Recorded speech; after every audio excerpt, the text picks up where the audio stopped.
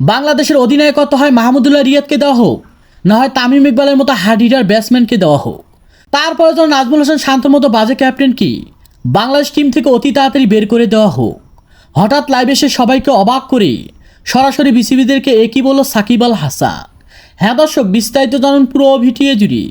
এবার 2024 সালে টি-20 বিশ্বকাপ খেলতে যাওয়ার পর থেকে যেন বিশ্বকাপের প্রস্তুতি ম্যাচে এমনকি বিশ্বকাপের মূল ম্যাচেও ভালো ব্যাটিং পারফরমেন্স করে দেখাতে পায়নি এই বাজে ক্যাপ্টেন নাজমুল হাসান শান্ত।